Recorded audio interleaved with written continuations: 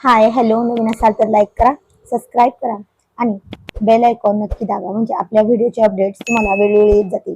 आणि यापूर्वीचे सर्व भाग प्लेलिस्ट मध्ये उपलब्ध आहेत, कृपया ते पाहण्यासाठी आपल्या चॅनलला नक्की भेट द्या. तर सर्वांना नमस्कार. रॉयल शेतकरी मराठी कथा भाग 151 वा.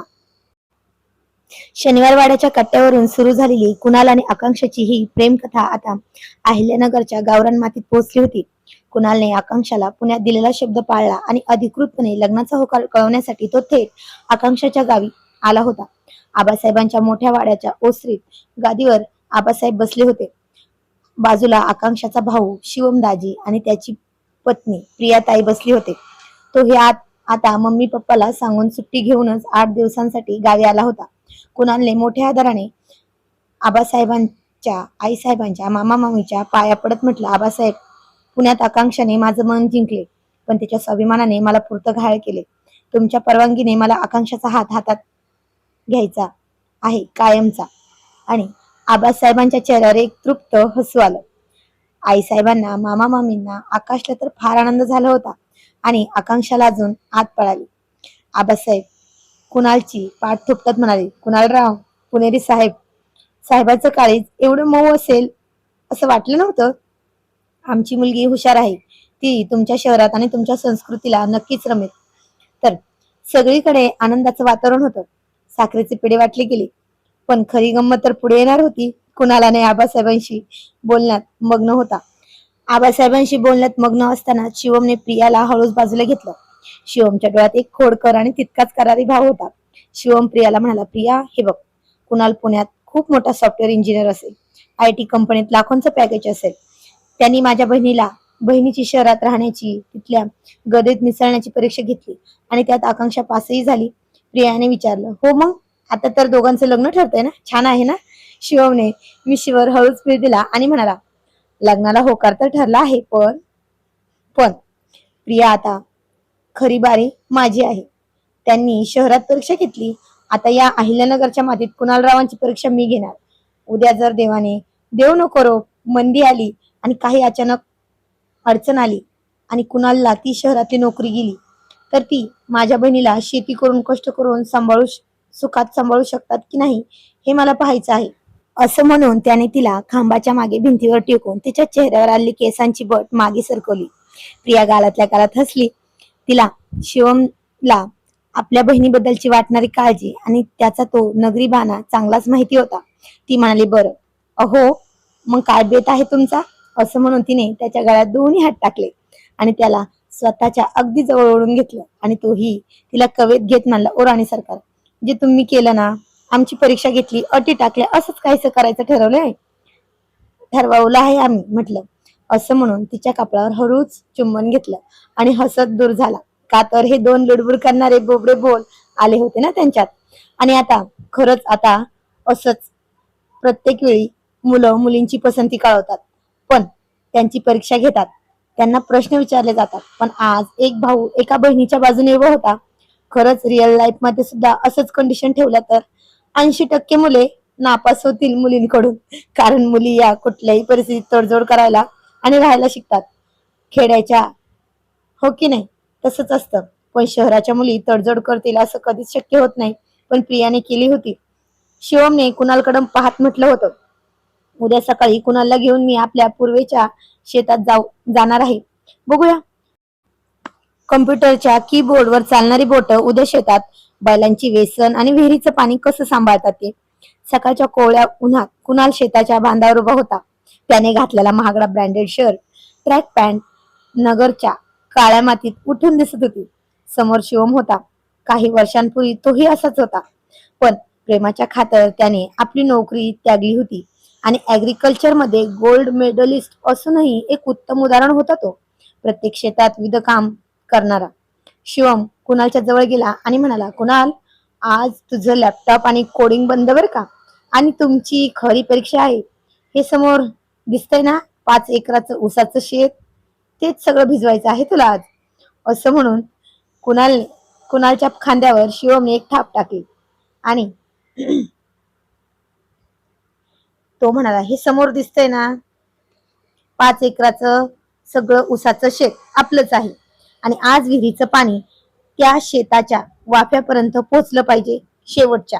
आणि हो, पाण्याचा प्रवाह नीट बदलायला आला पाहिजे तुला, नाहीतर ऊस कुजतो बरं का. कुणालने चष्मा नीट केला आणि आवंडा गिळला आणि म्हणाला, शिवमदाजी, IT कंपनीतल्या मोठ्या सर्व्हरचे प्रॉब्लेम मी 5 मिनिटात सोडवतो, पण या विहिरीच्या पाण्याचं लॉजिक जरा वेगळंच दिसतंय हो. तेवढ्यात प्रिया आणि आकांक्षा शेतात आल्या. आकांक्षा लाजून त्याच्याकडे बघत होती, तर प्रिया शिवमला चिडवत म्हणाले, अहो ऐकलत का, जरा दमाने घ्या, जावा बापू आहेत आपले. शिवम हसून मला, जावा बापू आहेत म्हणूनच तर पारखून घेतो आहे ना. आणि दोघंही हसले. कुणालने आव्हान स्वीकारलं होतं. त्यांनी शर्टच्या बाह्या वर केल्या, चष्मा काढून आकांक्षाच्या हातात दिला आणि म्हणाला, आकांक्षा, तुळशीबागेत तू जिंकली होतीस. आज नगरच्या शेतात या पुणेरी IT साहेबांचा अल्गोरिदम चालतो का नाही तेच बघ. कुणालने हातात फावडा घेतला आणि शिवमच्या मागे चिखलात उतरला. सुरुवातीला कुणालची सुरुवातीला कुणालच्या पायांची घसरगुंडी उडाली. कपड्यांवर चिखलाचे उडालेले तुषार बघून आकांक्षाने तोंडावर हात ठेवला आणि हसू लागली. पण कुणालही जिद्दी होता. त्याने पाण्याचा प्रवाह कसा वळवायचा याचं इंजिनिअरिंग लॉजिक लावायला सुरुवात केली. फावड्याने माती बाजूला करत पाटाचं पाणी एका वाफ्यात दुसऱ्या वाफ्यात अगदी अचूक वळवलं. दुपारपर्यंत कुणाल घामाने डबडबला होता, पण त्याच्या चेहऱ्यावर एक वेगळाच आनंद होता. 5 एकर ऊसाला पाणी व्यवस्थित पोचलं होतं. हे बघून शिवमने पुढे होऊन कुणालला थेट मिठी मारली आणि मोठ्याने हसला. वा कुणाल, मानलं तुला. संगणकावर चालणारी बोटं मातीतही जादू करू शकतात हे तू तू दाखवून दिलंस. उद्या जर नोकरी सुटली ना, तर तरी ती तरी तुम्ही माझ्या बहिणीला उपाशी मरू देणार नाही. उलट या नगरच्या मातीतून सोनं पिकवून तिला राणीसारखं ठेवशील याची मला खात्री पटली.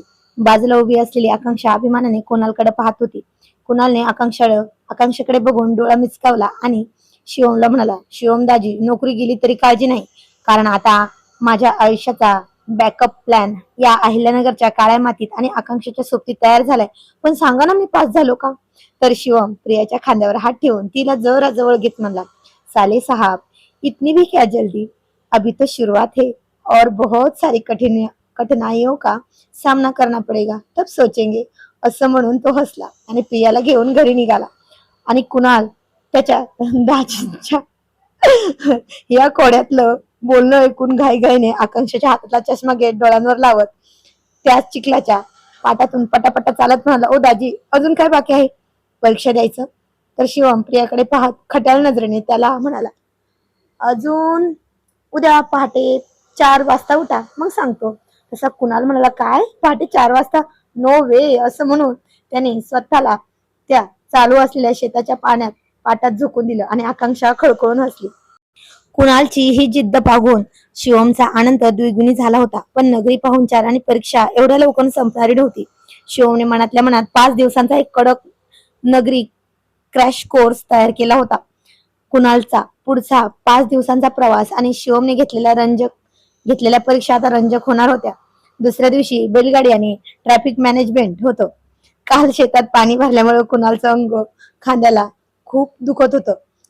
सकाळीच शिवमने त्याला उठवले आणि थेट गोठ्यात नेलं. समोर सर्जा राजा ही धिप्पाड बैलांची जोडी उभी होती. शिवम म्हणाला, कुणाल, पुण्याच्या रस्त्यावर गुगल मॅप बघून गाडी चालवणं सोपं असतं, आणि आज गुगल मॅप नाही तर सर्जा राजाच्या वेसणीचा मॅप तुझ्या हातात आहे. शेतातून वाड्यापर्यंत चारा घेऊन यायचंय तू आणि आणायला जायचंय. कुणालने धाडस करून बैलगाडीवर मान ठोकली. पण सुरुवातीला कुणालने बैलांना हुर्र चल असं काहीतरी पुणेरी भाषेत म्हटलं, पण बैल जागचे हल्लेच नाही. पण आकांक्षा आणि प्रिया गोठ्याच्या आडून कुणालची फजिती बघून हसत होत्या. आईसाहेब, आबासाहेब, मामा, मामी सगळ्यांना हे होणं कठीण वाटत होतं. आणि खरंच हे कठीण होतं, कारण पुण्यात भरधाव वेगाने स्वतःची कार चालवणं सोपं होतं, पण गावातल्या रस्त्यावर बैलगाडी चालवणं खूप अवघड होतं. कारण त्याला स्टेअरिंग नव्हती ना, की GPS सिस्टीम नव्हती. पण आता जसं बैलगाडी जुंपली तशी बैलगाडी उधळली. सगळ्या वाड्यातल्या गोठ्याच्या परिसरात त्यांनी पळून पळून कुणाला दमून टाकलं होतं आणि शेवटी ती थांबली. पण आता त्याला कळले होती की कुठली येसन ओढली की कोण थांबतं आणि कोण चालतं आणि कोण बाजूला वळतं, हे त्याला तेवढ्या वेळामध्ये कळलं होतं. शेवटी कुणालने नगरी ढंगात जसा शिवम बोलतो तसाच म्हणाला, चल गड्या, हुश्य, आणि असा खणखणीत आवाज दिला तसे बैल सुसाट पळाले. आणि कुणालने दोन्ही हाताने वेसन घट्ट धरून बैलगाडीचा तोल सांभाळत अगदी व्यवस्थित चारा वाड्यापर्यंत आणला. शिवमने बाहेरून टाळ्या वाजवल्या आणि तिसऱ्या दिवशी जबरदस्त होती. ती पण एक परीक्षा होती. मिरचीची काढणी आणि नगरी तिखट कसोटी होणार होती त्याची. तिसऱ्या दिवशी शिवम कुणालला मिरचीच्या शेतात घेऊन गेला. कडक ऊन होतं. शिवम म्हणाला, आज 2 पोती लवंगी मिरची तोडायच्यात आहेत. आणि हो, मिरच्या तोडताना डोळ्यांना हात लावायचा नाही हा, नाहीतर पुण्यात डोळे उघडणार नाहीत बरं कुणाल. आणि कुणालने भराभरा मिरच्या तोडायला सुरुवात केली. पण दुपारी जेवायला बसताना खऱ्या परीक्षेची वेळ आली. प्रिया आणि आकांक्षाने जेव प्रिया आणि आकांक्षाने जेवणात कडक तांबडा पांढरा रस्सा आणि झणझणीत नगरी मटणाचा बेत केला होता. आणि कुणालने इथेच माती खाल्ली. इथूनच त्याला आता खूप मोठा प्रॉब्लेम येणार होता. आणि इथेच खूप मोठी चूक झाली. त्याने मिरचीचा हातपाय तोंड धुताना तोंडाला लावला आणि झालं. जेवताना कुणालच्या डोळ्यातून आणि नाकातून पाणी यायला लागलं. शिवम हसून म्हणाला, काय रे कुणाल, सॉफ्टवेअरचे बग्स काढताना एवढं पाणी आलं होतं का कधी तुझ्या डोळ्याला? तर कुणालने कसा बसा पांढरा आणि तांबड्या रशाचा घास घेत म्हणाला, शिवमदाजी, हा रस्सा तिखट नाही. हे तर नगरचं प्रेम आहे ना, आमचं पुणेरी काळीज हेही पचवून दाखवेल. आणि कुणालने रस्सा फस्त केला.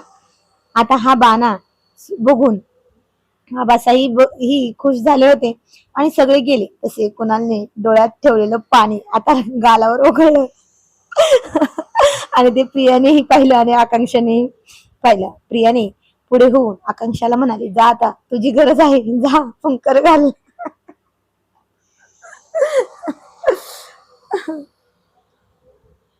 आणि आकांक्षा ही काही न म्हणता कुणालकडे गेली. तिने हळूच त्याच्या चेहऱ्यावर फुंकर घातली. त्याच्या चेहऱ्यावरती थंड हवेची फुंकर खूप छान वाटली होती त्याला. ती म्हणाली, ओहो कुणाल, तुम्ही हे सगळं का करताय? राहू देत ना, दाजींना हे सगळं करायला नकार द्या. आणि तिला तो हसून एकदम स्वतःच्या जवळ ओढून घेत म्हणाला, माझ्या ताईंच्या प्रत्येक अटींना त्यांनी सहज पूर्ण केलंय ग, मग मी मागे का राहू? तशी ती हसून म्हणली, हो का, मग राहू देत, करा पूर्ण तुमच्या अटी. तो म्हणाला, आकांक्षा, एवढं सगळं आज तिखट तिखट झणझणीत झाले, मग काहीतरी गोड पण हवं ना. असं म्हणून तिच्याकडे हसून तिच्या डोळ्यात तिरकाळ कटाक्ष टाकला. तशी ती लाजून चुरचूर झाली आणि म्हणली, शी, काहीतरीच आहे तुमचं, सोडा. असं म्हणून त्याला धक्का देऊन पळून गेली. आणि चौथ्या दिवशी आता एक वेगळीच थेअरी वापरली होती शिवमने. दूध काढण्याची कोडिंग टेस्ट होती त्याची. आणि चौथ्या दिवशी पहाटे 5 वाजता शिवमने कुणालच्या हातात रिकामी बादली दिली आणि गोठ्यातल्या कपिला गाईसमोर नेऊन उभे केलं, जी खूप भन्नाट होती, जी कुणालाही हात लावून देत नव्हती. शिवम म्हणाला, कुणाल, आज कम्प्युटर डेटा एक्झिस्ट नाही करायचा, तर गाईचं दूध काढायचं आहे. लाद बसेल हा, सांभाळ स्वतःला. आणि गावाकडच्या खिल्लारी गायींचं कसं असतं माहिती का, लाट टाकली की घडी अंगणात आणि तांब्या घरात, असंच काहीसं असतंय. आणि कुणाला आधी तर खूप घाबरला. त्याने गायीच्या पाठीवर मायेने हात फिरवला. गायीनेही कुणाला आपलंसं केलं होतं लगेच. कुणालने बादली पायात धरून दूध काढायला सुरुवात केली. सुरुवातीला टप टप आवाज येत होता. काही थेंब पडले आणि कुणालने हळूच लय पकडली. काही वेळातच बादली फेसाळलेल्या दुधाने भरली. घरकड्याने दूध घरात नेऊन दिलं. काही वेळाने आकांक्षा चहा घेऊन आली होती. ती कुणालकडे बघून म्हणली, कुणाल, तुम्ही तर खरे नगरी गवळी झालात हो. आणि कुणाल म्हणाला, प्रॅक्टिस आकांक्षा, प्रॅक्टिस. योग्य कमांड दिली की आउटपुट बरोबर मिळतं ना, तसंच काहीसं झालंय. आणि 5व्या दिवशी अहिल्यानगरची बाजारपेठ आणि शनिवार वाड्याचा हिशोब होताच 5व्या दिवशी आबासाहेबांनी कुणालला गुळ बाजारात शेतीतला माल विकण्यासाठी शिवम बरोबर पाठवलं. शिवमने कुणालची बिझनेस बुद्धी तपासायचं ठरवलं होतं. आणि शिवम म्हणाला, इथे मोठे मोठे व्यापारी येतात, आपली माल विकतात, कमी भावात मागायला बघतात, आणि आजचा हिशोब आणि नफा तुझ्या हातात आहे कुणाल. व्यापारी कुणालला शहरी समजून कमी भाव लावत होते, पण कुणाल तर पुणेरी होता, त्यात IT कंपनीत निगोशिएशन करून सरावलेला. कुणालने व्यापाऱ्यांचं लॉजिक त्याच्यावरच उलटवलं. त्याने मालाची गुणवत्ता समजून सांगून बाजारातील भावापेक्षा क्विंटल मागे 500 रुपयाने जास्त पदरात पाडून घेतले. संध्याकाळी घरी आल्यावर कुणालने पैशांची ती चवड आबासाहेबांच्या हातात ठेवली आणि तेव्हा शिवमने कुणालचा हात हातात घेतला. 5 दिवस संपले होते. वाड्यावरच्या ओसरीत अख्खं कुटुंब एकत्र होतं. शिवमने पुढे आला आणि कुणालच्या खांद्यावर अभिमानाने हात ठेवला आणि कपाळावर नगरी टिळक आणि डोक्यावर जरीचा फेटा बांधला. शिवम भाऊक होऊन म्हणाला, कुणाल, तू पुण्यात आमच्या बहिणीला जिंकलं आणि या 5 दिवसात तू आम्हाला आणि आमच्या अहिल्यानगरच्या मातीला जिंकलंस. कम्प्युटरवर काम करणारा माणूस शेतात पाणी भरू शकतो, बैलगाडी चालवू शकतो, मिरच्या तोडू शकतो आणि बाजारात नफाही कमवू शकतो, हे तू सिद्ध केलंस. तू माझी बहीण तिच्यासोबत जशी शहरात सुरक्षित आहे तशीच कधी तरी संकट आलं तर या मातीतही तुझ्यासोबत सुखाने राहील, हा विश्वास तुम्ही दिलात. आबासाहेबांनी पुढे होऊन कुणालला आणि आकांक्षाच्या हातावर साखर ठेवली. प्रियाने औक्षण केलं. कुणालने आकांक्षाकडे पाहिलं. तिच्या नाकात ती तुळशीबागेतली छोटीशी नथ चमचमत होती. कुणाल हसून शिवमच्या कानात म्हणाला, दाजी, परीक्षा कडक होती पण पुणेरी विद्यार्थ्याला नगरच्या युनिव्हर्सिटीचं गोल्ड मेडल मिळालीच म्हणा की. तशा सगळ्यांचा हाशा पिकला. तेवढ्यात प्रियाचे मम्मी पप्पा पण आले होते. शिवांशी आणि प्रियांश त्यांना बघून हरकून गेले.